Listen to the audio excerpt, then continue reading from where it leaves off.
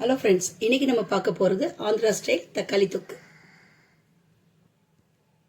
Hello friends, இன்னைக்கு நம்ம பார்க்க போகிறது ஆந்திரா ஸ்டைல் தக்காளி தொக்கு பார்க்க போகிறோம். அதுக்கு நான் அடுப்பத்தை வச்சுருக்கேன், கடாய் வச்சுருக்கேன். கடாய் காஞ்சின்னு இருக்கு. நம்ம வந்து எண்ணெய் ஊற்றிக்கலாம்.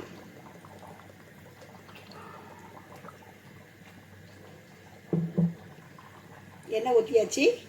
எண்ணெய் காயிட்டும் ஃப்ரெண்ட்ஸ். இப்போ நம்ம வந்து எண்ணெய் காஞ்சின்னு இருக்கு. நம்ம கடுகு உளுந்தம் பருப்பு போட்டுக்கலாம். இதில் வந்து முழு உளுந்து ஒரு ஸ்பூன் போடுறேன். இதில் வந்து பாருங்க, காஞ்ச மிளகாய் ஒரு 12 காஞ்ச மிளகாய், ஒரு 4 பச்சை மிளகாய். இதெல்லாம் வந்து டேஸ்ட்டுக்கு தான்.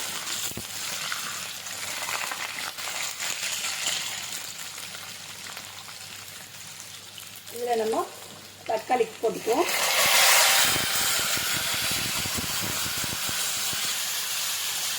இப்போ பாருங்க ஃப்ரெண்ட்ஸ், நம்ம வந்து தக்காளியும் கருவேப்பிலையும் போட்டிருக்கேன். இப்போ நம்ம நல்லா இதை வதக்கிக்குவோம்.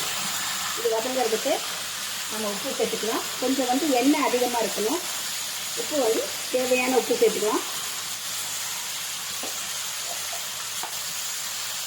இதிலே வந்து வெறும் மிளகாத்தூள்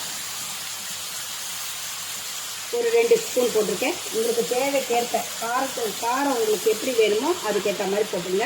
இப்போ நம்ம போட்டிருக்க அந்த பச்சை மிளகாய், அந்த காஞ்ச மிளகாலாம் வந்து இந்த தக்காளி தொக்கில் காரம் ஊறாது. நம்ம போடுற மிளகாத்தூள் மட்டும்தான் காரம் ஊறும் ஃப்ரெண்ட்ஸ். இப்போ இது நல்லா வந்து வதங்கி வரணும்.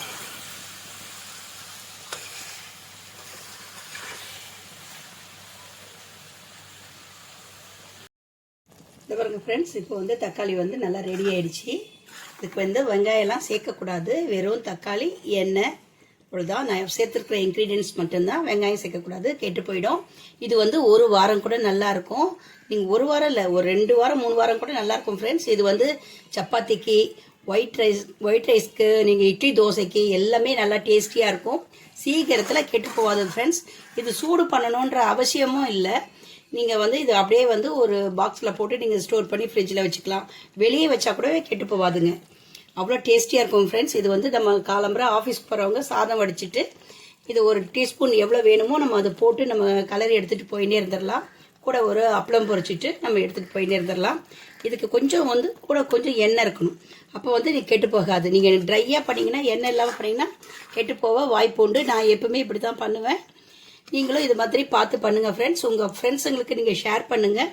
நீங்கள் இப்போ எங்களுடைய ரெசிபியை நீங்கள் வந்து ட்ரை பண்ணி பார்த்துட்டு எனக்கு கமெண்ட் தெரிவிங்க. இப்போ தக்காளி வந்து ஆந்திரா ஸ்டைல் தக்காளி தொக்கு ரெடி ஆயிடுச்சு ஃப்ரெண்ட்ஸ். இப்போ வந்து நம்ம கார்னிஷ் பண்ணிடலாம். கொத்தமல்லி லைட்டாக போட்டுக்கிட்டோம். இப்போ ரெடி ஆயிடுச்சு ஃப்ரெண்ட்ஸ். நம்ம ஆஃப் பண்ணிக்கலாம். நீங்களும் இது மாதிரி எனக்கு ட்ரை பண்ணுங்கள். ட்ரை பண்ணி பார்த்துட்டு எனக்கு கமெண்ட் தெரிவிங்க. எங்கள் சேனல் உங்களுக்கு பிடிக்குதுன்னா லைக் பண்ணுங்கள், ஷேர் பண்ணுங்கள், கமெண்ட் பண்ணுங்கள், சப்ஸ்கிரைப் பண்ணுங்கள். மறக்காமல் பெல் ஐக்கானை ப்ரெஸ் பண்ணுங்கள்.